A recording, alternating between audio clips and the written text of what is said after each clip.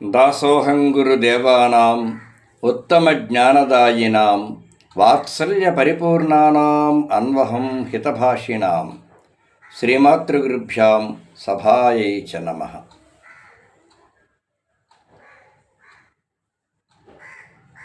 తెలుగు భాష, దాని ఔన్నత్యం, దాని అస్తిత్వం కేవలం పద్యం మీద మాత్రమే ఆధారపడి ఉంది.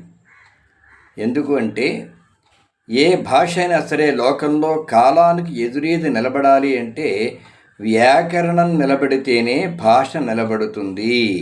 వ్యాకరణాన్ని త్రోసిరాదంటే ఆ భాష కనుమరుగైపోతుంది. ఇది అందరూ ఒప్పుకోవలసిన విషయం. తెలుగు భాష దగ్గరికి వచ్చేటప్పటికి ఒక్క పద్య కవులు తప్ప పద్యేతర ప్రక్రియ ఎవ్వరూ కూడా, పద్యేతర ప్రక్రియలో రచనలు చేసేవారు ఎవ్వరూ కూడా వ్యాకరణాన్ని పాటించడం లేదు. అసలు దానికి మాకు సంబంధం లేదు అన్న ధోరణిలో ఉన్నారు. కానీ పద్య కవులు మాత్రం వ్యాకరణాన్ని పరిపూర్ణంగా పోషిస్తున్నారు, గౌరవిస్తున్నారు, ఆదరిస్తున్నారు, నెత్తికెత్తుకుంటున్నారు.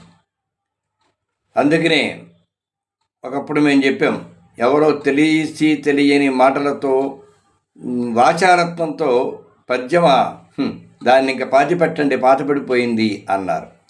పద్యం పాతపడిపోయిందిరా, పాతి పెట్టారట. అప్పుడు మేము అన్నాం, పద్యమునెవడురా పాతి పెట్టెదనంచు ఉన్మాది ప్రేరుచున్నవాడు, పద్యమునెవడురా ప్రాతవడ్డది ఎంచు వెర్రివాడై విర్రవీగువాడు, పద్యము ఫలమురా పాతి పెట్టిన పెద్ద వృక్షమై పండ్ల వేవేల నొసగు, పద్యమునెప్పుడో పాతి పెట్టితిమేము లోకుల హృదయాల లోతులందు, ఇప్పుడద్దాని పెకలింప ఎవరితరము వెలికి తీసి పాతుట ఎంత వెర్రితనము, నిన్నటికి మున్ను మొన్ననే కన్ను తెరచు బాల్య చాపల్యమునకెంత వదరుతనము అని పద్యం చెబితే పద్య కవులందరూ కూడా ఎంతో ఆనందపడి ఈ పద్యాన్ని ఎంతగానో ఆదరించారు. అయితే ఈ పద్యం నిలబడుతున్నది దేనివల్ల అంటే అవధాన విద్య వల్ల. ఎప్పుడైనా సరే మామూలుగా పూర్వం ఏనాడు చెప్పారు కదా, కావ్యేషు నాటకం రమ్యం. నాటకం కూడా కావ్యమే. మరి శ్రవ్య కావ్యము, దృశ్య కావ్యము అని భేదం చూపించారు. దృశ్య కావ్యం, నాటకం అన్నారు. అంటే శ్రవ్య కావ్యము కంటే దృశ్య కావ్యం ఏమన్నారు? రమణీయమైనది. కావ్యేషు నాటకం రమ్యం, అందమైనది. ఎందుకోసమని? మనస్సుకి ఆహ్లాదం తొందరగా కలుగుతుంది. ఎప్పుడైనా ఏ మనిషికైనా సరే చదివినప్పుడు కలిగినటువంటి ఆనందము కంటే అది ప్రత్యక్షంగా కంటితో చూస్తే కలిగేటువంటి ఆనందం వేరు. ఇప్పుడు ఆ నాటకాలకే ఆధునికమైన రూపం సినిమా వచ్చింది.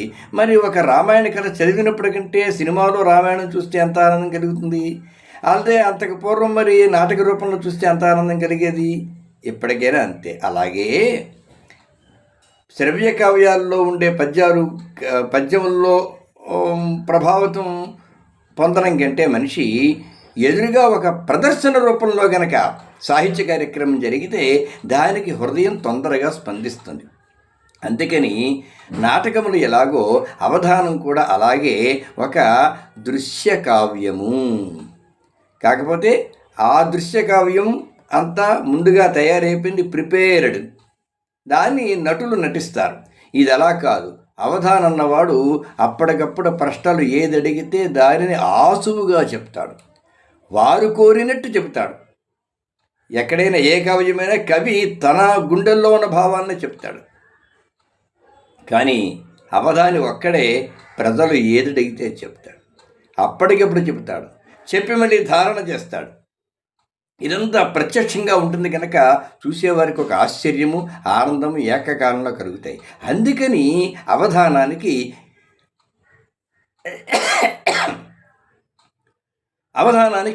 ఎక్కువగా ఆకర్షితులవుతూ ఉంటారు ప్రజలు.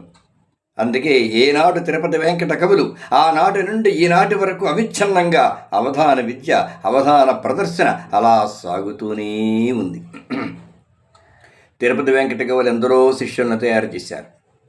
ఆ తర్వాత కాలంలో రావూరి వెంకటేశ్వర్లు గారు కూడా ఎంతోమంది శిష్యులను తయారు చేశారు. ఆ కాలంలో ఏ అవధానైనా సరే మేము రావూరి వెంకటేశ్వర్లు గారి శిష్యులండి అని చెప్పుకుంటూ ఉండేవారు.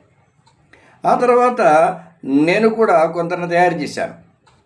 వద్దిపర్తి పద్మాకర్, కోట లక్ష్మీ నరసింహం, పోచనపల్లి సుబ్రహ్మణ్యం, మరణాన శ్రీనివాసరావు, దుర్గాప్రసాద్, కాకరపర్తి దుర్గాప్రసాద్, ఇలాగా కొందరి అవధానాలను నేను కూడా తయారు చేయడం జరిగింది. ఇప్పుడు అలాగే మహాదేవమణి గారు, ధూళిపాళ మహాదేవమణి గారు, అబ్బో ఎంతమంది శిష్యులను తయారు చేశారో, తయారు చేస్తూ ఉన్నారో. సంస్కృతంలోనూ తెలుగులోనూ కూడా తయారు చేస్తున్నారు ఆయన. చిన్న చిన్న పిల్లల చేత కూడా అవధానాలు చేస్తున్నారు. అసలు ఈ సంస్కృతాంధ్రాలు చదవకుండా వేరే విద్య చదువుకున్న వారికి కూడా సంస్కృతాంధ్రాలు నేర్పి మరి అవధానాలు చేయిస్తూ ఉన్నారు ధూళిపాళ మహాదేవమణి గారు. సరే, ఇవన్నీ వ్యక్తుల ద్వారా కొనసాగుతున్న పరంపర.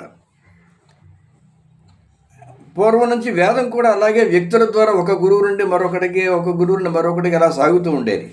కాకపోతే అవి పాఠశాలలుగా తయారైతే వేద పాఠశాలలు అక్కడి వేద విశ్వవిద్యాలయం దాకా కూడా వచ్చేసాయి. ఇప్పుడు వైదిక విశ్వవిద్యాలయం తిరుపతిలో ఉంది.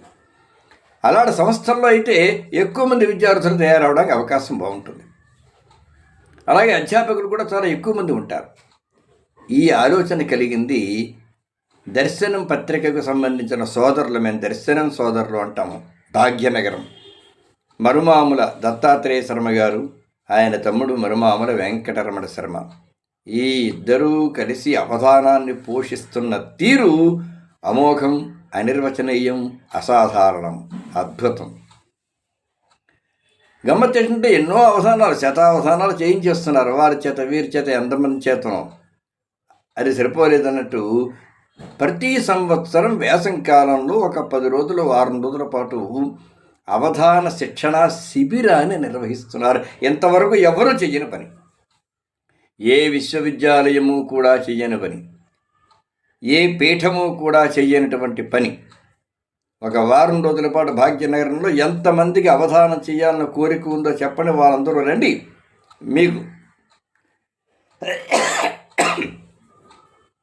మీకు సంబంధించిన ఆ వసతి భోజన సౌకర్యాలన్నీ కూడా మేమే కల్పించి మీకు అవధానం నేర్పుతాం అంటే ప్రతి సంవత్సరం చాలామంది వస్తున్నారు. వచ్చిన వారిలో కొందరు అవధానులు అయిపోతున్నారు కూడా. అలా ప్రతి సంవత్సరం 2, 3, 4, 5, 10 మంది అవధానాలను తయారు చేసి లోకానికి పంపిస్తున్నటువంటి సంస్థ ఏదైనా ఉందా అంటే వాళ్ళ అవధాన విద్యా వికాస పరిషత్తు మాత్రమే. కనుక అందులో చేరి ఎంతమంది అవధానం అయ్యారో, విద్యా ప్రవీణ, భాషా ప్రవీణ చదువుకున్నటువంటి వాళ్ళే కాదు, అసలు సంబంధం లేనటువంటి వేరే దంత వైద్యం నేర్చుకుని ఒక డాక్టర్ అవధానం అయ్యాడండి. ఎంత ఆశ్చర్యకరం. ఐఐటి చదువుకుంటున్న ఒక విద్యార్థి, చదువుకుంటూ ఉన్నటువంటి ఒక విద్యార్థి అవధానం అయ్యాడండి ఈ విద్యా పరిషత్తులో చదువుకొని. ఎంత ఆశ్చర్యం. అది దర్శనం పత్రిక వారు చేస్తున్నటువంటి చాలా చాలా గొప్ప పని. కాబట్టి భాష మీద ప్రేమ ఉన్నవారు కానీ, అవధానం మీద ఆసక్తి ఉన్నవారు కానీ, పద్యం మీద కాస్త పట్టు దొరకాలి అన్న ఆలోచన ఉన్నవారు కానీ ఎవరైనా సరే ఈ దర్శనం సోదరులు నిర్వహిస్తున్నటువంటి అవధాన విద్యా వికాస పరిషత్తులో చేరండి, శిక్షణా శిబిరాల్లో చేరండి. ప్రతి వేసవికాలం జరుగుతుంది. మీకు వీలైనంత కాలం చేరండి. తప్పనిసరిగా చేరిన సంవత్సరం లేదా మరుసటి సంవత్సరంలో మీరు అవధాని అయి తీరుతారు. ఒక మంచి పత్రిక చెబుతారు. ఎందుకంటే చాలా ఉత్తమోత్తములు అక్కడ శిక్షణ అందిస్తున్నారు, సామాన్యులేం కాదు. కాబట్టి పద్య ప్రేమికులారా, భాషా ప్రేమికులారా, అవధాన ప్రేమికులారా, అవధాన విద్యా వికాస పరిషత్ దర్శనం సోదరులు నిర్వహిస్తున్నటువంటి శిబిరంలో చేరండి, అవధానులు అవ్వండి, తెలుగు భాషను అజరామరం చెయ్యండి. శుభమస్తు, జయోస్తు.